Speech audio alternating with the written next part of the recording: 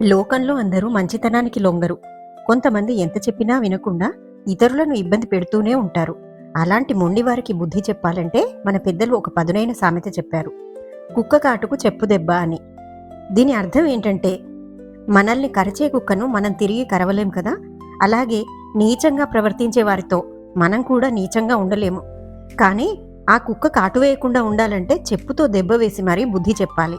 అంటే దుర్మార్గులకు వాళ్లకు అర్థమైన రీతిలోనే సరైన రీతిలో సమాధానం చెప్పడం అని అర్థం. చాలా సందర్భాల్లో మనం మంచితనంతో వెనక్కి తగ్గుతాం, కానీ మన మంచితనాన్ని అసమర్థతగా తీసుకుని ఇబ్బంది పెట్టే వాళ్ళకి అప్పుడప్పుడు మనం కూడా గట్టిగానే సమాధానం చెప్పాల్సి వస్తుంది. అది గొడవ పడడం కాదు, మన ఆత్మగౌరవాన్ని కాపాడుకోవడం. ఎదుటివాడు తన పరిధి దాటినప్పుడు మనం మన శక్తిని చూపించక తప్పదు. క్షమించడం గొప్ప గుణమే, కానీ శిక్షించాల్సిన చోట శిక్షించకపోవడం పిరిగితనమవుతుంది. దుర్మార్గాన్ని సహించడం కూడా ఒక నేరమే. ఈ సామెత మీకు నచ్చినట్టయితే ఒక లైక్ వేసుకోండి. మరిన్ని మంచి సామెతల కోసం నా ఛానల్ని సబ్స్క్రైబ్ చేసుకోండి. Thank you.